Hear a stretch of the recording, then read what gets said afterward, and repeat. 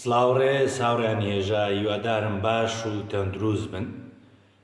هەولێر لە ژێر سایەی حکومەتی برایزل بووە بەلانە و بەهەشتی قەحپە و گەواد و دەیوسەکان و لەگەڵ دز و فەرهووچیەکان و بۆ بە جەهەنەمەکیش لە بۆ ئەو خەڵکە ڕەسەنە ئازادی خوازە هەولێریانە. یعنی یەک هەولێری ناوێت یەک قسەی بکاتن یەکشە قرب دەیگرن دەیبەنە زیندانی. تەماشا بکەن ئەوە شاری هەولێرە لە سوڵتان مزەفەریەوە لە فەرمانڕەوایەتی سوڵتان مزەفەری هاتە فەرمانڕەوایەتی کابرایەکی دز و گورە نەک بەخۆی باب و باپیریشی دز بووە. یعنی بەس ئەوە مایە خەڵکی هەولێر هەواکە دەمژیتن ئەوەش پارە وەرگرن لێ. تەماشای ئەو ڤیدیۆی بکە لە ژێر دەسەڵاتی ئەو دزەی.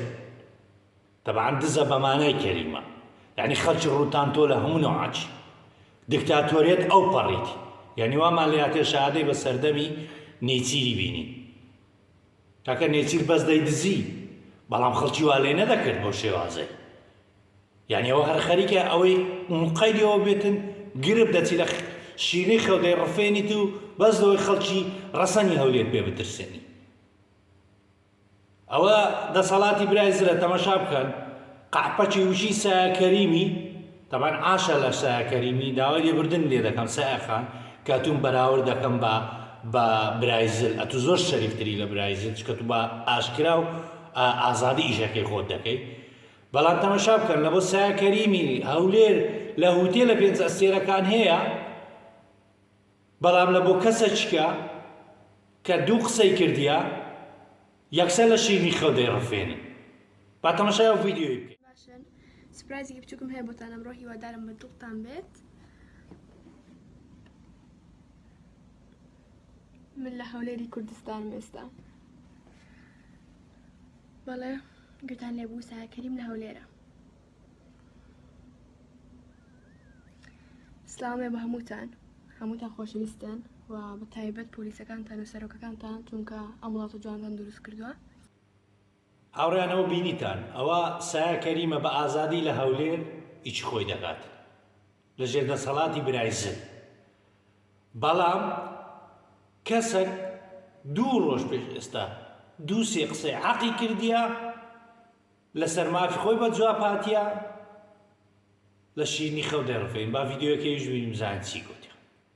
بس مشكلة نقول حكومات دي نكاكا حكومات قاعدة بس باري خردكاتو أولهم لقى ملتيني ما بيدري أو سرق وزير بس لقى حكومات لقى فقير بس لو باري هاتيا براس بيبري أنا والله لو ويناتيا لو فقير ناتيا بس باري خردك زي بداية الصر دكان داران مع راس بقش هم يدات بقش دار بردان يعني براس زود بيتامي كده براس زود بيتامو أنا والله نيشكي نكارو بازارتان چۆنە کار خراپن ماکە گەوار زۆر خراپە ئەرۆ لە بیژدەمی کاکە ناچارنی چ بکەین کاکە ناچار ناتنی کۆن ئەگەر لۆ دینی کوانە کاکە جار ئەگەر لۆ چەند جار نات بەعاتی کەس هاتە لە معرزیاتە سەجادەی بیرە کاکە ئەو مشکلە هەیە. هاوڕێیان بینیتان یعنی ئەو دەسەڵاتە ئاوایە تەنها لە بۆ خەڵکی هەولێری ڕەسن. ئەگەر یەک قسەی بکەن چاوشکێنی دەکەن سەگ و سوارەکانیان دەچن لە شیرنی خەو دەیڕفێنن.